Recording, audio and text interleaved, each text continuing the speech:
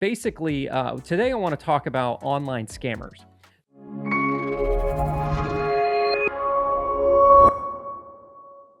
Hey guys, it's Brad from probatehouseguy.com. So today I want to talk about a topic kind of hits a little close to home, and I don't mean this in a bad sense. So before real estate, I was actually a fraud investigator for well over a decade. I think I did it for like 13 years in corporate America before I ultimately left corporate America, went into doing real estate investing full time. And when I was in corporate America, I worked for a large national bank credit card company. That's kind of where I got my start in the fraud world. And then I later moved on to a telecommunications company, did identity theft investigations and that sort of stuff for one of the large cellular carriers. Did that for a number of years. And then ultimately, I always kind of changed jobs every so many years. Kind of advice of my dad to, don't stay at a company for, ironically, he had been at the same company for a long time. He said, don't make the same mistake I did. Switch companies every few years and your pay will increase rapidly. And he was right. By the time I was 30 years old, I was making six figures in corporate America. Nowadays, that doesn't sound like a lot, but rewind back 20 years ago. I was, or 20 or 10 years ago, I'm 38. What are you talking about? So by the time I was 30, I started in corporate America when I was like 18 years old. I was working for a telemarketing company. So I guess you could call that corporate America. It was an office job. And then I sort of moved to another company, went to this bank, this credit card company, did customer service, and then got in the fraud department. And then I really had a knack for that. Moved my way up into fraud investigations and doing these big, giant, massive cases where I was piecing together these huge fraud rings and uncovering these large organized crime, identity theft rings, and all these things. That's when I kind of got into data analytics and SQL and databases and all the things. I did that for years. In fact, one of my former coworkers called me the other day. She was having trouble with a query. She now works for another company. She was having trouble with writing this SQL query, and she's like, "Hey, how do I do this and that?"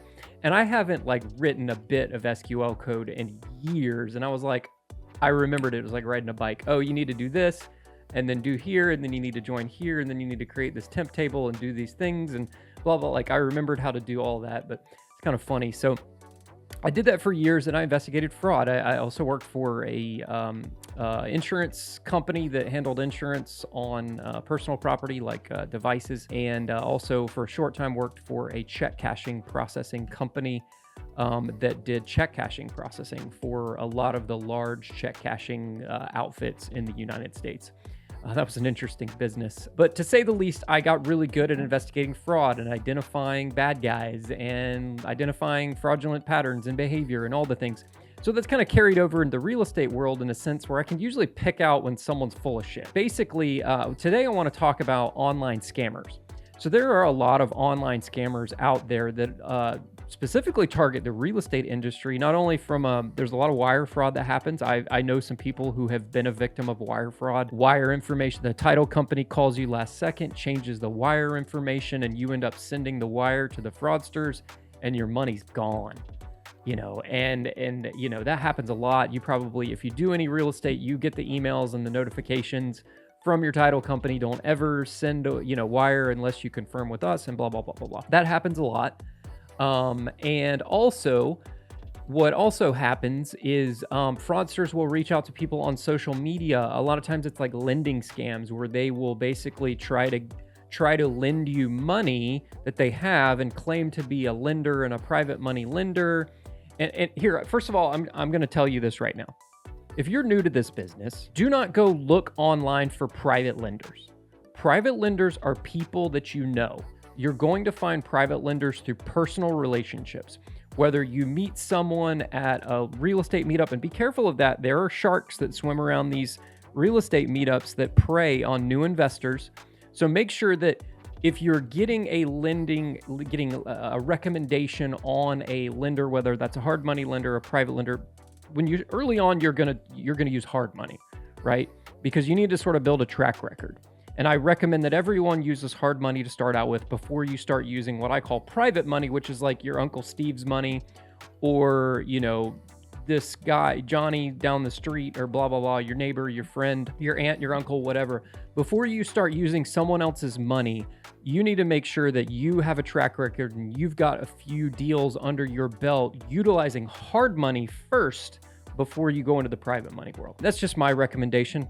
Take it what you will. But so what happens in these private lending worlds is people will prey on new investors and even experienced investors. And if it seems too good to be true, it's probably too good to be true. And I want to tell you a story about something that happened to me recently. It was a few weeks ago. I was posting in a Facebook group that had nothing to do with real estate. It was like, oh, what do you do for a living or something? It was a private group that I'm in. And I said, oh, I do real estate investing, blah, blah, blah. I flip houses in multiple states and all the things. And this guy comments on my post. He said, oh, that's cool. I do the same thing. Let's talk. I was like, okay, whatever, right? So then he sends me a private message on Facebook Messenger, and I could immediately spot that something was a little off with this. I always look through people's profile. First of all, first red flag, if they have a brand new profile and they only have like 3 or 4 pictures on it and there's nothing else on that profile, it's a scammer profile, 100%. Also, people will hijack other people's Messenger and send you messages via Facebook Messenger on their legitimate profile, but will send you messages via Messenger and try to scam you through Messenger. I actually had someone try to scam me for concert tickets a few weeks ago. Morgan Wallen was in town. My wife loves Morgan Wallen. I like Morgan Wallen too. And I was looking for tickets to the show here in Atlanta, and it was sold out. He was playing 2 nights here. And some lady posted I was in a gardening group for my area. I like to do gardening, plant plants, landscaping, that sort of thing. And they posted hey, I have these tickets, anybody in the group interested? Before I post them on Facebook Marketplace, here you go. So I messaged her. Her profile looked legitimate, right?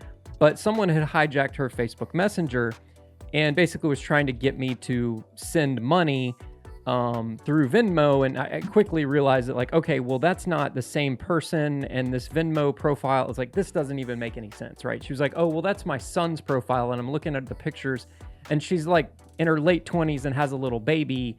And it's well, your son has a blah, blah. Oh, that's my adopted son, my husband's, his son or my stepson or something. And I'm looking at her husband in the pictures and this guy's not even more than 24 years old or something. It's no way. So there's no way a 24-year-old has a 16-year-old kid. No way. So anyways, this happens a lot. And you got to get good at identifying that. Maybe some people are, maybe some people can spot it, but unfortunately they go after the people that are gullible. And they go after people that maybe can't spot it. So I'm going to give you some tips today about how to spot an online scammer. So I'm going to share my screen here. And we're going to go into a little bit about that. We're going to go in and I'm going to show you what's going on here. So we're going to hop in here. And this is my Facebook. I'm a lawn nerd, Bermuda Lawn Dominators. And this is the guy. I'm pulling up this message here. So he said, hey, happy to connect. Trust that you're having a productive start to your week. First of all, first red flag. When someone messages you and they speak super proper like that, that's a red flag right off the bat, right? That's kind of weird. No one talks like that. I guess some people talk like that. I guess now that I recall, corporate America, some people talk like that in corporate America, the fake people that say fake things. But anyways, so I said, yes, I am. How about you? So let's go into this guy's profile, first of all. So we're going to go to profile here. We're going to minimize this. And he's got this cute dog and blah, blah, blah, blah, blah. First of all, you need to look at the age of the profile. This profile was created last year. And we're going to go down here and real estate broker for over 20 years and 300 homes sold and more to go. And look at this guy here. Look at all the pictures. Looks to be super, super wealthy. And, no one who's a real estate broker, and I don't mean this to be negative, but someone who's only done 300 homes, doesn't live in a $20 million house in the Hamptons. That's just not to say that couldn't be real, but unlikely real, right? So, look through the posts. And then what I also found is that this company right here is a fake profile.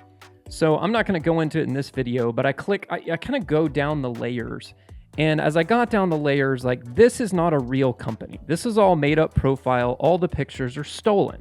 So now I'm going to show you how to identify stolen photos. So we're going to go over here and we're going to take this picture right here, and I'm going to show you how to identify a stolen photo. So we're going to click on it. We're going to go save image. Actually, no, we can drag this image over to Google. You're going to go to Google image search, and you're going to go to there, and you're going to drop it right there. Whoops. Hold on a second.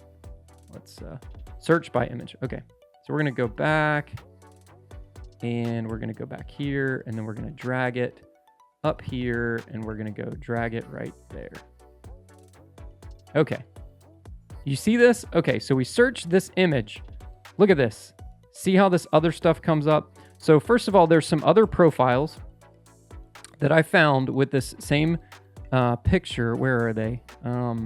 It might not have been this picture, but there were some Twitter profiles that I also found when searching some other images that were fake Twitter profiles, and there was some other fake profiles. There was another, actually, I did this the other day. There was another Facebook profile with a different name with the same photos. But this right here, I'm going to go to the website here and check this out.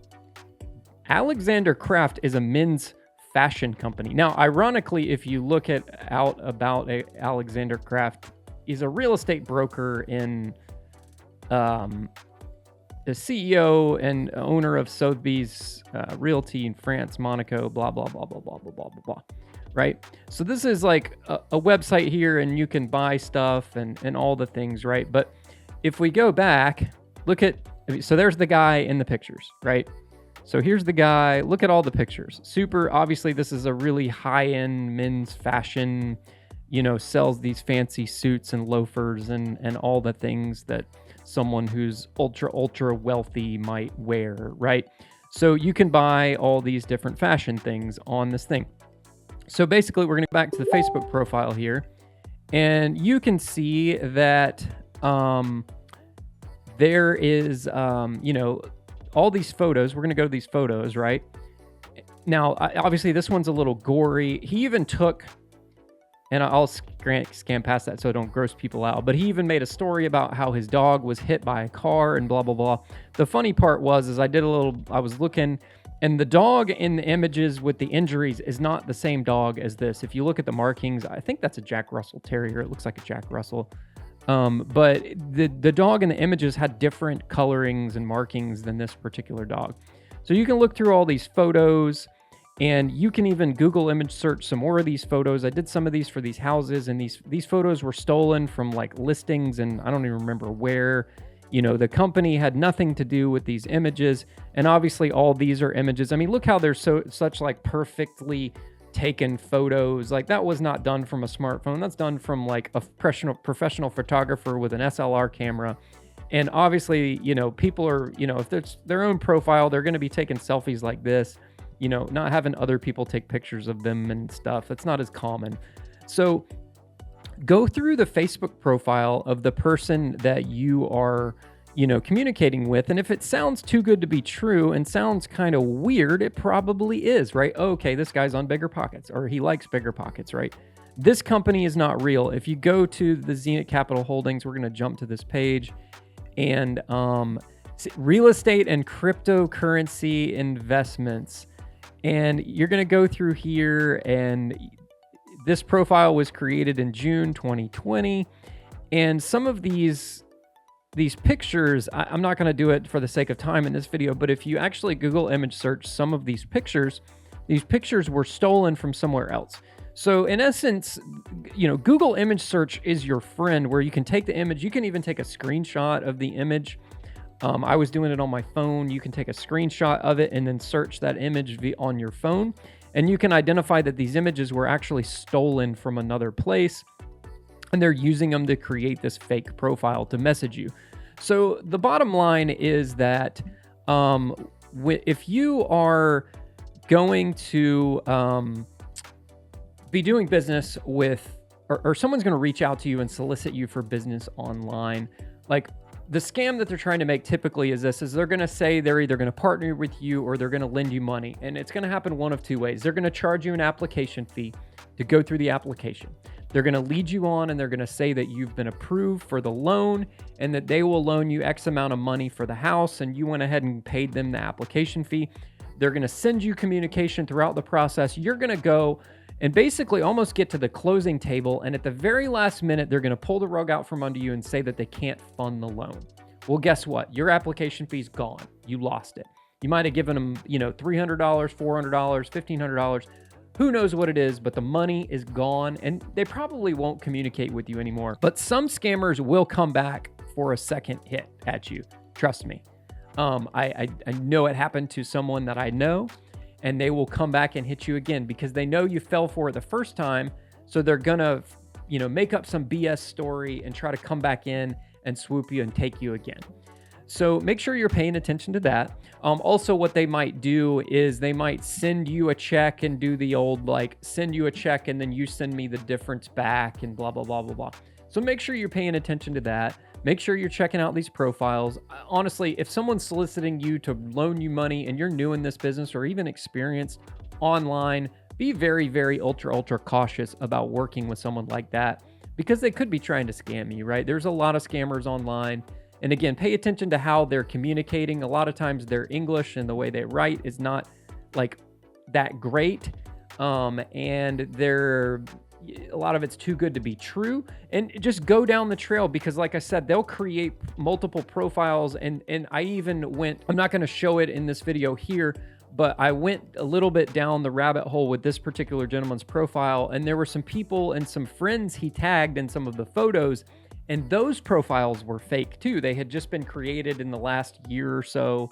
So go down and just dig deeper and deeper down the rabbit hole before you do any business with someone and communicate, reveal any personal information.